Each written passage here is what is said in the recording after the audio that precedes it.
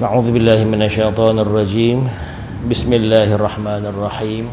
Assalamualaikum warahmatullahi wabarakatuh. Alhamdulillahilladzi hadana li hadza wa ma kunna linahtadiya laula an hadana Allah.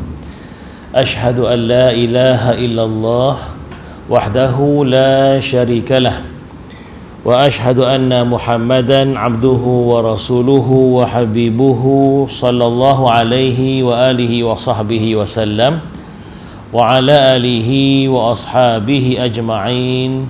Qalu subhanaka la ilma lana illa ma 'allamtana innaka antal alimul hakim. La haula wa la quwwata illa billahil aliyyil azim. Allahumma iftah alaina futuhal arifin wa faqihna fid din wa 'allimna ta'wil wahdina ila siratikal mustaqim ya ilahil alamin. Allahumma ij'alna mimman yastami'una al-qawla fayattabi'una ahsanah. Wa sallallahu ala sayyidina Muhammad wa ala alihi wa sahbihi wa sallam walhamdulillahi rabbil alamin. Amma ba'du. Alhamdulillah, yang saya muliakan Tuan Imam, tuan-tuan haji, puan-puan hajah, ibu-ibu, hadirin hadirat, apa khabar semua? Sihat? Alhamdulillah, syukur kepada Allah Ta'ala. Alhamdulillah dapat sama-sama kita berjumpa ya. Lagi Alhamdulillah, saya mohon maaf atas sebab yang tak dapat dielakkan ya, tak dapat hadir ke kuliah di sini, tuan-tuan, minta maaf. Disebabkan saya pergi umrah ya, bawa jemaah. Alhamdulillah baru seminggu lah lebih kurang balik. Alhamdulillah tuan. Cuaca di sana pun dah mula nampaknya hujan ya, walaupun masih panas sikit tapi dah mula nampak hujan lah sikit lah. Alhamdulillah. Di Taif pun hujan ya. Alhamdulillah, alhamdulillah, syukur tuan-tuan. Alhamdulillah. Itulah tuan-tuan, Kaabah ya, tempat mana lagi kita nak pergi ya, yang dikunjungi manusia umat Islam setiap saat dan ketika ya, tak pernah stop kan, terus masya-Allah ya. Itulah kelebihan bumi Makkah Al-Mukarramah dan juga Madinah Al-Munawwarah. Alhamdulillah. Cuma kita masih lagi belum dapat ziarah, belum dapat solat dekat Masjid Al-Aqsa kan, di Baitul Maqdis, tanah suci yang ketiga ya, yang sekarang ini dikongkong, dikontrol oleh Israel ni, oleh kan, ialah oleh satu bangsa yang tidak beradab lah ya. Sebenarnya hari ini berita walaupun telah diwartakan Masjid Al-Aqsa tu sebenarnya di bawah kelolaan kerajaan Jordan ya. Untuk makluman, selama-lama ni ya, kerajaan Jordan je ya, melalui Kementerian Wakaf mereka, macam Kementerian Agama lah, macam JAKIM gitulah, Jordan, yang telah diamanahkan. Ada MOU lah, perjanjian lama sekian puluhan tahun dah antara Jordan dengan Israel lah, telah apa nama ni, telah beragreement, maknanya kelolaan ataupun maintenance ya, Aqsa tu, Masjid Al-Aqsa tu di bawah Jordan.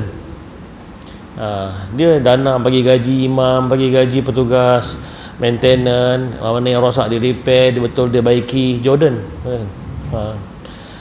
Jadi maknanya Jordan ni satu negara yang mewakili umat Islam sebenarnya ya, telah mengambil apa nama fardu kifayah ya, untuk menjaga, memelihara Masjid Al-Aqsa tu. Tapi hari ini telah dicerobohi oleh orang Yahudi yang cukup biadab yang dia buat acara agama dekat masjid tu kan saja. Itu kawasan-kawasan orang Islam, kawasan mereka di bawah sana, di bawah dinding sana, di bawah tu kan, kenapa pula nak menceroboh? Tolonglah kita doa dan terus doa, insya-Allah ya, mudah-mudahan kita semua dapat masuk ke Bumi Aqsa tu ya, dengan aman damai, bersolat sana ya, berjemaah, mudah-mudahan insya-Allah. Yang mana kelebihan solat di Masjid Aqsa itu bersamaan dengan 500 kali solat kan. Masjid Aqsa 500 kali, Masjid Nabawi 1000 kali ya, dia punya gandaan pahala tu. Dan Masjidil Haram di Makkah Al-Mukarramah 100,000 kali. Allahu Akbar. Itulah kelebihan yang Allah Ta'ala janjikan untuk kita semua. Alhamdulillah. Sidang hadirin sekalian, kita sambung insya-Allah Ta'ala kupasan tentang Kitab Al-Hikam oleh Syekh Ibn Atha'illah rahimahullah Ta'ala ya. Di mana beliau mengatakan dalam hikmah kali ini kita baca insya-Allah, Jalla Rabbuna ayyu'amilahul abdu naqdan fayajaziyahu nasi'atan. Maknanya Maha Suci Allah. Maha Suci Allah dalam bahasa yang lain tidak sama sekali, tidak sama sekali Allah, Tuhan kita, ini Allah, Rabbuna Allah, tidak sama sekali akan membalas amal-amal hambanya, kita semua ni yang beramal soleh, yang buat amal kebaikan ni, tidak sama sekali Allah akan balas amal hambanya yang buat amal secara tunai, secara cash, tapi Allah balas secara bertangguh. No, tidak. Maksudnya bila hambanya buat amal ibadah secara tunai, insya-Allah dan pastinya ganjarannya ataupun Allah akan balas pahalanya, kelebihannya, balasannya cash juga, bukan bertangguh. Nanti jumpa ke akhirat ni baru dapat. Tak, on the time, maknanya on the spot dapat balasannya. Cuma kita tak boleh nak nilai dengan akal kita lah, kan? Jangan nilai dengan akal kita. Tak ada pun balasan, Ustaz, tak ada duit pun, duit je fikir. Dia fikir lepas solat nak duit. Sebab ganjaran Allah ni, balasan Allah banyak. Kesihatan, maintenance kita boleh bernafas, maintenance kita boleh hidup, kesejahteraan, keimanan, kelapangan, ketenangan, keamanan, segala-galanya itu merupakan rahmat Allah dan balasan Allah kepada hamba-hambanya, kan? Jadi Maha Suci Allah, Maha Suci Allah, kata dia, Jalla Rabbuna.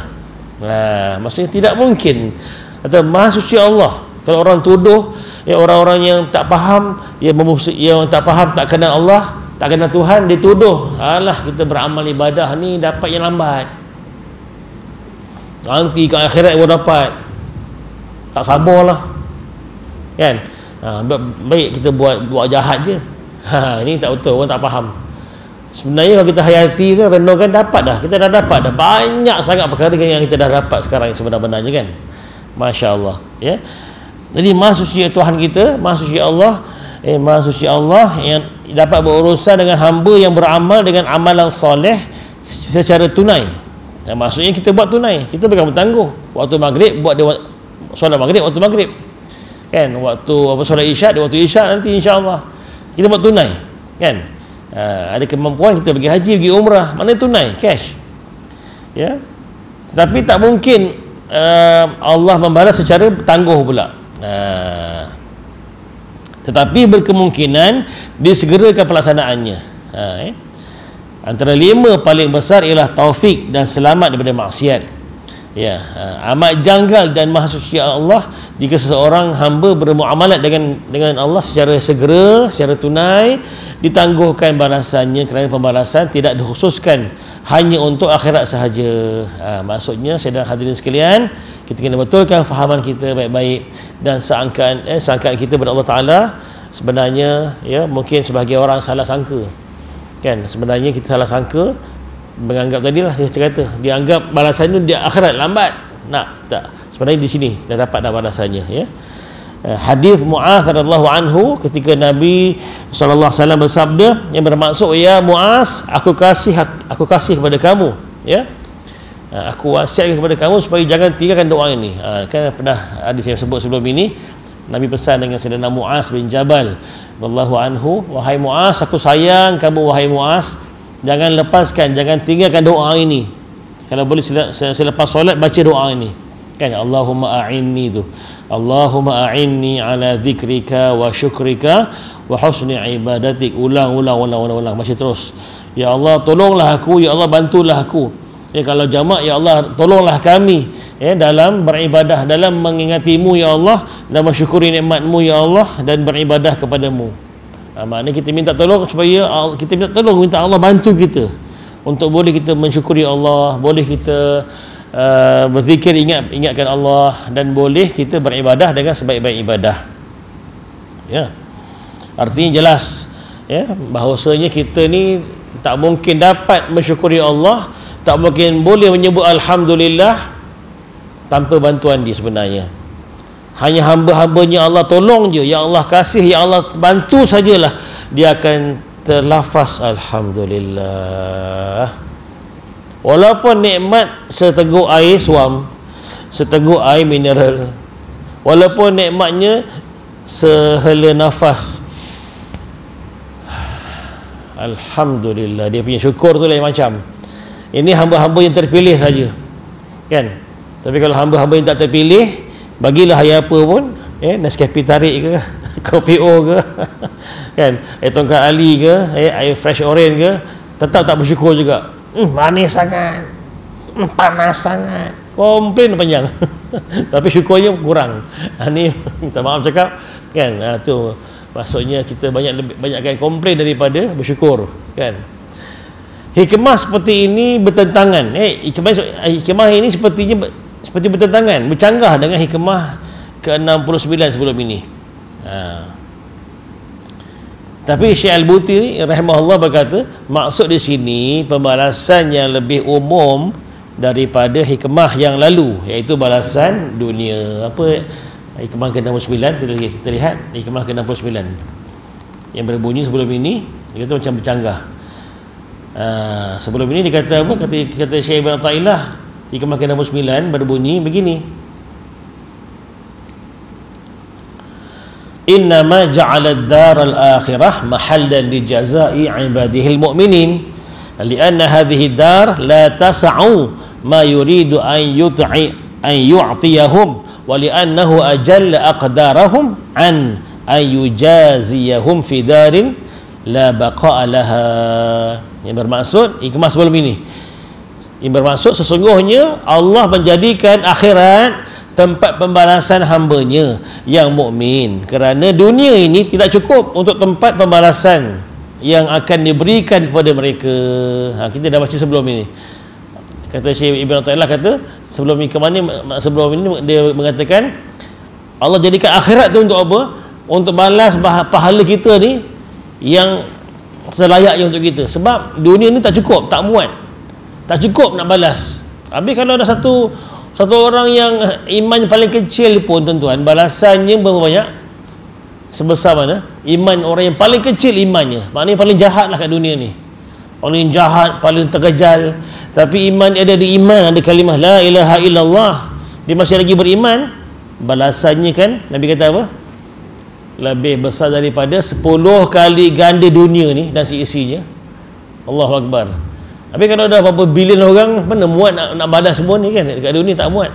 Itu yang dia kata sebelum ni, kata dia dunia akhirat tu Allah jadikan untuk tempat balasan hamba-hamba yang beriman di sana, akhirat balasan sebenarnya lah. Sebab dunia ini tak muat, tak cukup. Tak cukup untuk tempat pembalasan. Tak cukup, tak muat. Kerana apa?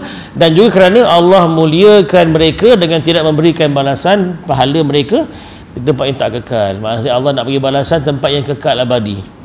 Kalau bagi kat dunia ni, contoh untuk mudah faham. Contohlah Allah bagi balasan, okey, mahligai emas katakan, bam dapat.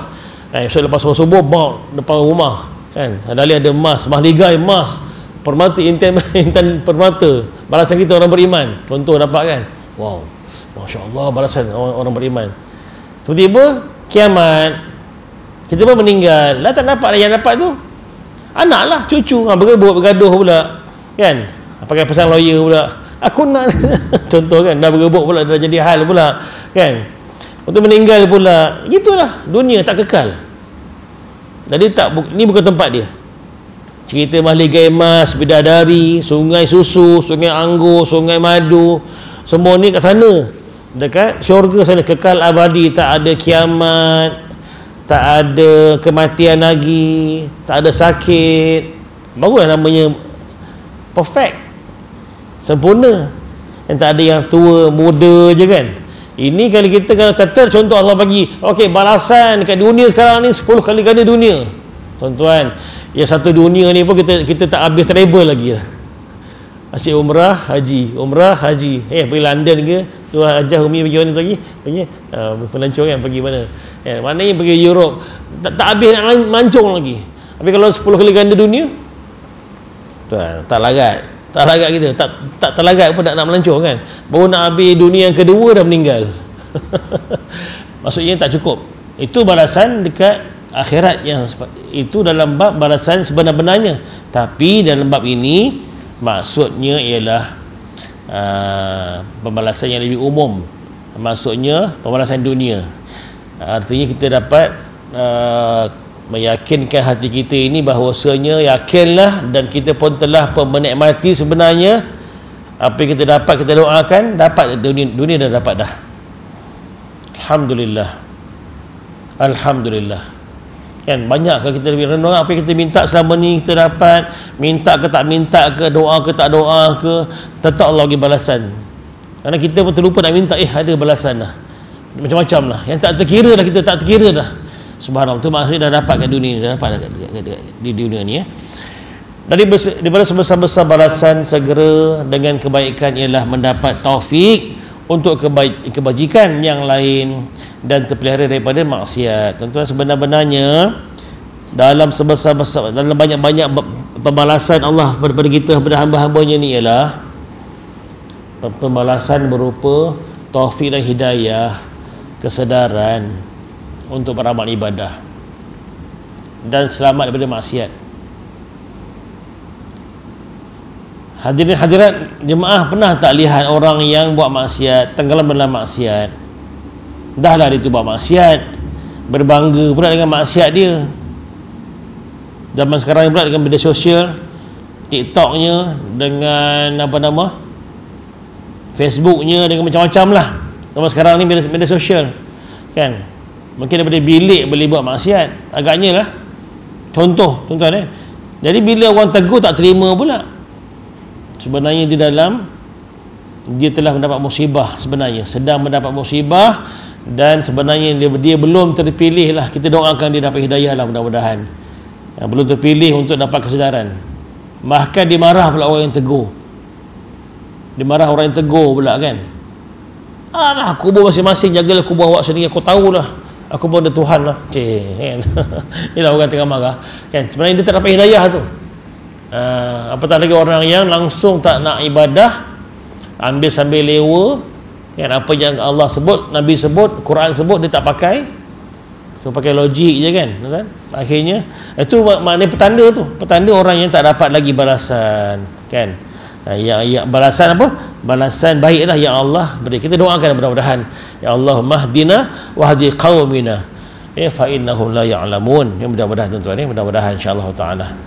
Sebab hari ini masya-Allah pelbagai jenis kemudahan ada disediakan untuk buat maksiat, masya-Allah kan. Alhamdulillah. Tidak semestinya pembalasan hanya kepada akhirat, tetapi mungkin di dunia lagi, ya.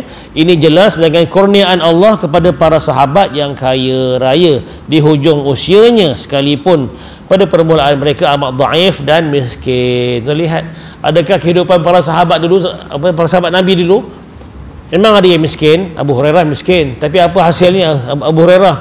Apa hasil, apa sumbangan dia? Hadis. Masya-Allah. Kita hadis Sahih Bukhari, perawi Abu Hurairah, masya-Allah alim. Dan para sahabat yang kaya raya, ramai. Salman Al-Farisi ramai. Apa lagi? Siapa lagi? Uthman bin Affan radhiyallahu anhu. Uthman bin Affan, masya-Allah kaya raya, sampai hari ini ada lagi akaun bank dia dekat Arab Saudi. Sampai hari ini ada lagi akaun bank yang bernama Uthman bin Affan, di Arab Saudi, tuan-tuan. Orang ini dah meninggal dunia lebih 1400 tahun, hampir 1500 tahun, tapi ada akaun bank dia, entah berapa bilion lah duit dalam akaun bank tu milik Sayyidina Uthman bin Affan. Pelik tak? Itu namanya wakaf. Itu kelebihan wakaf, sampai hari ini mengalir pahalanya pada beliau, masya-Allah. Mereka wakaf ni kaya raya, wakafkan itu, wakafkan ini, wakaf telaga. Dari sumbangan pula jadi sumber ekonomi pula untuk Arab Saudi, membantu asnaf ada fakir miskin, kaya raya akhirnya, sebab Allah balas balasan mereka tu di dunia, dah dapat balasan dah, masya-Allah. Abdul Rahman bin Auf kan, dan ramai lagi lah, Syekh Zarruq rahimahullah berkata, bernikmat dengan menunggu atau menanti faedah adalah penambahan dalam ihsan dengannya. Ini kerana sesungguhnya perkara demikian berdasarkan 3 sebab, pertama, bahawa kurniaan Allah yang maha mulia pasti mencukupi, kan? Yang kedua, hamba yang fakir amat berhajat kepada keadaan sekarang dan akan datang, justru dibahagikan apa yang diperlukan daripada segala makrifah dan hal, sedangkan disimpan untuknya pahala. Allah Ta'ala berhendaki di kalangan hamba-hamba yang ikhlas supaya hati mereka semata-mata kerana Tuhan yang boleh menolong mereka untuk menghadapi sebarang keadaan. Alhamdulillah. Dan yang terakhir tuan, hikmah memegang khilafah di bumi ini yang merupakan terjemahan rangkuman nikmat, kekuatan, kekayaan, ilmu dan kemuliaan yang akhirnya membentuk hadarah yang unggul. Tuan-tuan lihat sejarah Islam lah. Kita jangan lihat pada diri kita yang seorang ni, kecil ni. Lihat sejarah Islam. Apa hasilnya generasi sahabat yang Nabi bina tu. Adakah bila Nabi dah wafat, sahabat ni makin mundur. Adakah terkubur Islam ni? Nabi wafat, Islam pun terkubur, dah tak ada dah, tak kenal. Kalau Islam terkubur tuan, kita pun tak kenal Islam ni. Kita pun tak dekat mana-mana dah kita ni, bukan Islam mungkin. Alhamdulillah, walaupun Nabi wafat, sahabat terus berdakwah, sahabat terus mengembangkan Islam sampai ke Eropah, ke Turki, ke Spanyol, ke Spain, sampai ke Andalus, sampai ke Asia semua ni, kan? Sampai kita mendapat Islam. Itu semua dengan harta, dengan fulus. Nak bergerak bukan wang kosong, bukan cakap kosong, kan? Kena ada bajet. Dulu sekarang dengan flight, kena beli tiket flight, kena beli bekalan. Dulu sama juga, tenaga manusia, bekalan makanan, naik kapal, kena buat kapal, berbulan-bulan berlayar. Masya Allah. Maknanya sahabat dulu, akhirnya Nabi tinggalkan Islam ini pada kita semua. Allahu Akbar. Melahirkan generasi sahabat yang kaya raya, dapat menjadi khalifah yang pernah menguasai di dunia ni, yang disegani, yang digeruni. Tapi akhir sekali, yang siapa yang terakhir? Khilafah Osmaniyah terkubur akhirnya, habis. Pun baru lagi, kan, tahu apa, atau apa 48 Kurun lepas, kurun sebelum ini, baru lagi lebih kurang 100 years ago. Sebelum tu ribuan tahun khilafah Osmaniyah wujud. Bayangkan ketika di khilafah Osmaniyah, mana ada khilafah tu, zakat tu terkumpul seluruh dunia bawah satu khalifah je. Zakat Malaysia masuk, zakat Indonesia, zakat Turki, zakat Arab, semua bawah khilafah dulu. Bayangkan. Sebab itulah musuh-musuh Islam ni, British, Yahudi ni dengki, bersakit hati, cuba nak musnahkan. Akhirnya terkubur lah khilafah Osmaniyah, terkubur, kan? Berlakulah sekarang apa yang berlaku, kan? Itu ujian lah untuk kita. Dan kita berdoa semoga insya-Allah taala zamannya dah tak lama tuan, dah tak lama dah, insya-Allah akan kembali balik insya-Allah.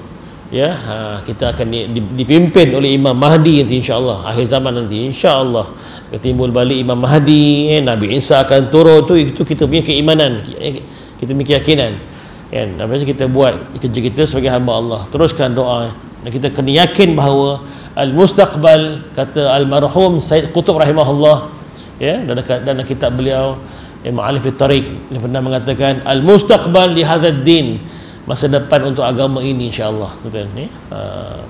Islam tersebar dekat Amerika, berapa ramai dah orang masuk Islam, kan? Dulu Mike Tyson dulu pun kan, sekarang dah Islam ramai, kan? Ramai dekat Amerika, dekat Eropah ramai, dekat Perancis gereja tukar jadi masjid, ramai sangat. Jadi insya-Allah masa depan untuk Islam ini insya-Allah, yakinlah dan yakin, pastilah. Dan rugilah, sayanglah kalau orang-orang yang tak Islam pun dah kembali pada Islam, tapi orang Islam sendiri yang tak sayang Islam ni, aduh sayang. Orang kafir duk kaji Quran, orang kafir duk kaji hadis, study Islam ni, betul ke agama Islam ni agama sesat? Cek tak ada pula. Ada gitu. Jadi semakin Yahudi buat dakwah, jangan percaya Islam is not good, sebagainya, kan? Pengganas, mereka makin mengkaji Quran, makin mengkaji Islam. Betul ke pengganas? Tak ada lah. Okey, akhirnya masuk Islam, ramai masuk Islam, Masya Allah. Tapi kita pula orang Islam yang tak baca Quran. Astagfirullahalazim. Kita pula orang Islam yang tak sayang Quran, yang tak sayang hadis, yang tak sayang Islam, kan. Itu masalah kita ni, kan. Jadi kita kena kembalilah membangunkan. Orang Islam ni kata para ulama ibarat gergasi yang sedang tidur. Kan. Dia kena kejutkan gergasi. Ramai orang Islam, ramai, hampir 2 bilion kat dunia ni, hampir-hampir, tapi sedang tidur. Apa namanya, ibarat gergasi yang sedang tidur, kena kejut, bangun, kamu gergasi kuat sebenarnya, bangun, kan. Barulah boleh mengalahkan Yahudi tu, yang cipuk tu, kan.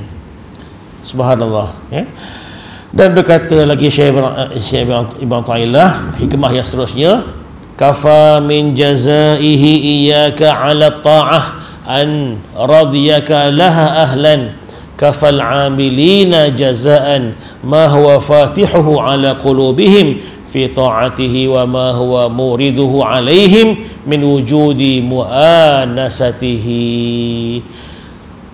Sebagai ganjaran Allah Subhanahu wa taala kepadamu atas ketaatanmu, cukuplah Allah redha menjadikan kamu ahli ketaatan kepadanya. Itu ganjaran yang paling besar sebenarnya. Bila kita dalam ketaatan, sebenarnya bila kita sedang solat, kita telah solat, kita telah berada di rumah Allah ni, apa artinya? Artinya Allah izinkan untuk kita solat. Artinya Allah Ta'ala telah redha kepada kita untuk kita solat, untuk kita berada di sini beribadah. Alhamdulillah. Bila kita dah berada di bumi, contoh di bumi Mekah, buat haji, buat umrah, maknanya kita telah diredai Allah. Alhamdulillah. Kita telah berjaya puasa, maknanya Allah telah redha pada kita untuk berpuasa. Jadi orang-orang yang sebaliknya, yang tak solat lagi, yang tak puasa, yang tak beramal ibadah, yang tak taubat lagi, maknanya mereka tu belum lagi mendapat petunjuk dan hidayah oleh Allah. Maka kita yang dapat petunjuk ni, alhamdulillah, syukur, syukur banyak-banyak, kan. Sebagai balasan kepada orang yang beramal pula, cukuplah apa yang Allah bukakan dalam hati mereka berhubung ketaatan kepadanya. Cukuplah juga kewujudan rasa seronok dan tenang bersamanya, bersama Allah yang Allah kurniakan kepada mereka. Alhamdulillah, syukur ya Allah. Alhamdulillah. Tuan-tuan, sila jemaah sekalian, setakat ini rasa-rasa tenang tak dalam Islam ni? Tenang tak kita dalam Islam ni? Kita tenang tak bertuhankan Allah? Tenang tak kita rasa redha tak kita ni bertuhankan Islam, bertuhankan Rasulullah sebagai Nabi kita? Tenang, redha. Betul Nabi pun ajar doa tu, kan. Raditu billahi rabba wa bil islami dina wa bi Muhammadin nabiyya wa rasula. Tu dalam doa-doa maksurat yang pagi petang, kan. Raditu billahi rabba, aku redha Allah sebagai Tuhanku, aku redha Islam sebagai agamaku, dan aku redha Nabi Muhammad sebagai nabiku, kan.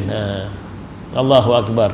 Sebagai Rasul, sebagai Nabi, kita redha, kan. Allah, Rasulullah dan Islam ni, 3 benda nikmat yang paling besar. Alhamdulillah, yang kita harus wajib bersyukur. Dan kita betul dah rasa berseronok, rasa nikmat, ketenangan tu dah dapat rasa dah. Itu adalah nikmat yang besar sebenarnya. Nikmat yang besar sebenarnya, nikmat yang sangat besar sebenarnya. Mengalahkan wang ringgit, mengalahkan kekayaan sebenarnya, bahkan mengalahkan segala-galanya lah, mengalahkan nyawa pun makna gitu. Kalau mati pun tak apalah, demi pertahankan Allah, Rasul dan Islam ni, sanggup mati insya-Allah. Seperti mana Allah muliakan umat Islam di Gaza, kan. Baru ni ketua dia lagi baru dilantik, dah meninggal, kan. Almarhum Syahid Sinwar. Siapa? Sinwar Allahu Akbar, kan. Kena bom, syahid. Itu satu kemuliaan bagi mereka, satu kemuliaan. Malam pun kawan saya, bekas staf saya, Abdullah, di WhatsApp, masih boleh ada internet lah, di WhatsApp. Tanya, macam mana Abdullah, apa khabar kamu? Kata, Allahu Akbar Ustaz, sedahsyat-dahsyatnya lah, yang paling teruk lah keadaan. Yalah, rumah dah hancur, kan. Bayangkan rumah pun dah hancur, nak kerja apa? Jadi kerja jangan cakap-cakap nak hidup, cerita nak hidup je, kan. Rumah pun dah hancur gitu, kan. Memang teruk tu, kan. Tapi sebenarnya Allah beri kemuliaan pada mereka dengan syahid, dengan pahala yang subhanallah, yang tak terkira lah hebatnya, kan. Jadi kita wajib sebut, menyebut nikmat ni, nikmat iman, nikmat hidayah ni, syukur. Kena banyak sebut syukur. Nikmat iman ni, alhamdulillah, syukur kita jadi orang Islam ni kan, alhamdulillah, ketenangan dapat. Okay? Itu nikmat iman besar, memadai daripada pembalasan Allah Subhanahu wa taala untukmu dalam ketaatan dan dengan keredaannya. Inilah sebesar-besar nikmat. Tuan-tuan, maksudnya orang yang beribadah tu pun dah nikmat paling besar dah. Ibadah pula dengan sempurna, alhamdulillah. Alhamdulillah. Walaupun kita tak kuat diri, boleh duduk, mana boleh solat, alhamdulillah. Kita fikir gitu, kita fikir orang yang dah dalam kubur tu cukuplah. Fikir ada orang dalam kubur tu nak kalau boleh nak bangun balik, nak ibadah kalau boleh, tapi dah tak boleh. Kita yang masih hidup ni, yang belum masuk tu, masih boleh beribadah, masih boleh sujud, masih boleh mengaji, masih boleh istighfar, masih boleh selawat, masih boleh solat, masih boleh pergi haji, boleh sedekah, boleh infak, boleh macam-macam, pun tak nak buat. Maknanya rugilah kan. Sedangkan orang yang dalam kubur tu kalau nak bangun balik, mereka berdoa, ya Allah, bangunkan aku balik ya Allah, aku nak hidup balik ya Allah kat dunia, nak beribadah, nak sedekah ya Allah. Yang dalam kubur tu kan. Kita yang kat atas kubur ni tak perasan, yang tak nak beribadah. Tu yang silap besar. Jadi maknanya bila kita diberikan nikmat boleh beribadah ni, tuan-tuan, satu anugerah yang besar sebenarnya, yang wajib kita syukur. Kan doa yang Nabi ajar, ikut saya baca doa ni, alhamdulillah bi ni'matihi tatimmus salihat. Ini doa bila puji Allah ketika dapat buat amal soleh. Alhamdulillahi bi ni'matihi tatimmus salihat. Segala puji bagi Allah yang mana dengan nikmatnya telah dapat kusempurnakan amal-amal soleh. Nampak, kita puji Allah. Kan dengan nikmat Allah kita boleh solat. Betul. Dengan nikmat Allah kita boleh sedekah. Dengan nikmat Allah kita boleh kuliah ni, kita boleh duduk ni. Semua nikmat Allah ni. Kita boleh zikir, kita boleh mengaji, kita boleh apa pun buat ibadah dengan nikmat dia. Puji dia balik, alhamdulillahi bi ni'matihi tatimmu salihat. Yang kedua, bila terkena ujian dan bala bencana, dugaan sikit, lain pula bacaan ni, ikut saya baca, alhamdulillah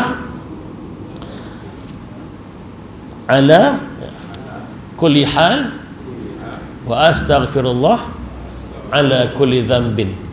Yang bermaksud, ya Allah, segala puji bagi Allah, alhamdulillah ala kulli hal, segala puji bagi Allah ke atas setiap keadaan. Mana kita puji Allah, bukan puji Allah keadaan yang baik-baik je. Tu silap. Sebenarnya kena puji Allah keadaan apa keadaan sekalipun. Ketika sakit, alhamdulillah. Ketika sihat, alhamdulillah. Ketika kaya, alhamdulillah. Ketika miskin, alhamdulillah. Kena puji Allah sebenarnya. Dan ujung tu, alhamdulillah ala kulli hal wa astaghfirullah ala kulli dhanbin. Dan aku mohon pada Allah, mohon ampun kepada Allah atas segala dosa yang telah aku lakukan, kan. Mungkin kesilapan yang kita mungkin dugaan yang Allah uji itu sebab dosa-dosa kita minta ampun, kan. Inilah sebesar-besar nikmat, iaitu dapat beribadah, dapat mentaati Allah. Di samping itu, kurniaan Allah dengan membuka hati-hatimu untuk mentaati Allah dengan kefahaman dan ilmu. Keredaan Allah Ta'ala merupakan sebesar-besar nikmat yang dikurniakan kepada hambanya sebagai pembalasan dan juga kurniaan pembukaan hatinya dalam melakukan ibadah. Tuan-tuan, redha Allah ni yang dapat siapa? Yang dapat, yang confirm dapat? Pertama tentulah para nabi dan para sahabat Nabi dulu, kan, radhiyallahu anhum. Tu Allah redha pada atas mereka, kan, radhiyallahu anhum. Kan ada ayat Quran tentang kisah sahabat yang berbai'ah di bawah pokok apa tu, bai'atul ridwan tu di Hudaybiyah. Laqad radhiyallahu anhu tu, orang Allah telah redha, Allah telah meredai kepada hamba-hambanya yang buat perjanjian di bawah pokok Ridwan tu. Yang kita pernah pergi dulu, kan, ziarah Hudaybiyah, situ perjanjian tu sahabat, perjanjian sahabat dengan Rasulullah akan mentaati Allah dan Rasulnya sampai mati, untuk menegakkan Islam ini. Dan Allah rakam dalam Quran tu. Allah redha pada mereka. Untung para sahabat. Allah redha, tuan bayangkan. Subhanallah. Jadi kita nak dapat redha Allah tu, nak dapat redha Allah. Redha Allah, insya-Allah akan dapat redha Allah. Mudah-mudahan hidup kita bahagia selama-lamanya. Jadi sebesar-besar kurniaan Allah kepada hamba-Nya ialah dengan keredaan kepadanya. Keredaan Allah. Kurnia ini sebagai balasan segera di dunia dengan makrifah kepada Allah. Sebagian para ulama berkata, laisa fid dunya waqtun yushbihu na'ima ahlil jannah illa ma yajiduhu ahlut tamalluqi fi qulubihim bil laili min halawatil munajah.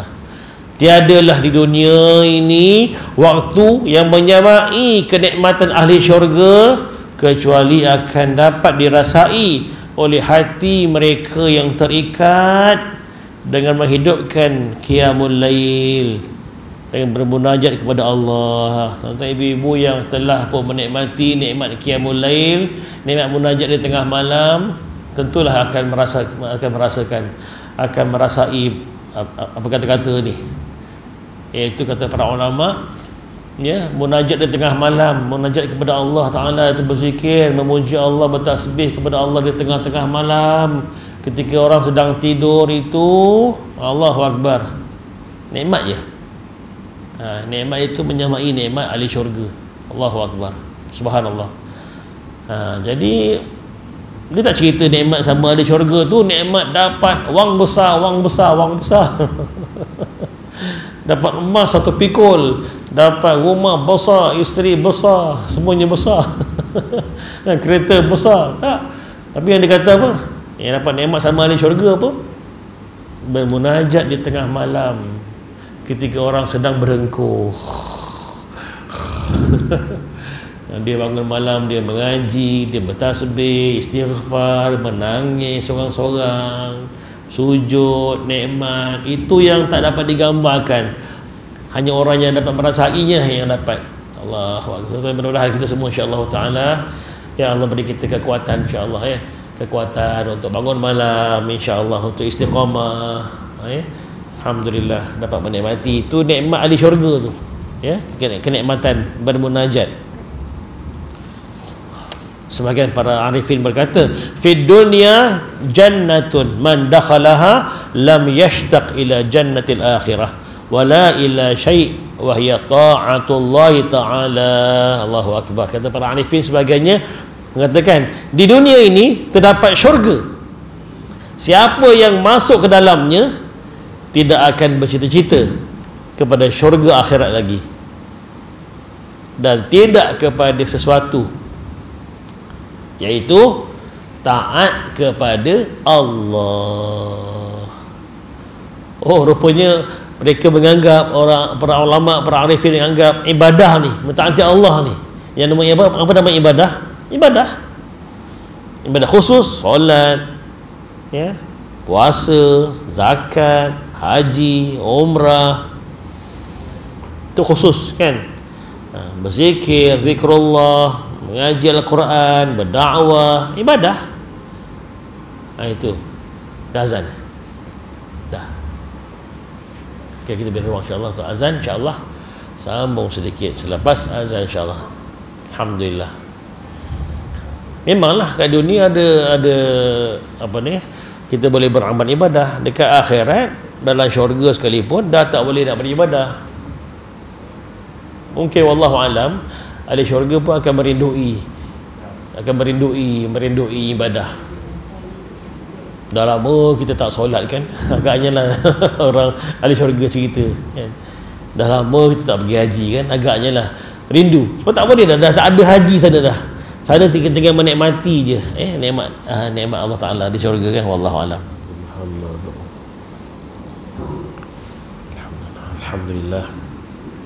Jadi itulah sidang jemaah sekalian, maksudnya anggapan para ulama, para arifin, orang-orang salihin dulu menganggap bahawa amal ibadah ni, ketaatan mentaati Allah ni adalah syurga, nikmat. Beza tak dengan anggapan orang yang bukan alim ulama? Beza lah.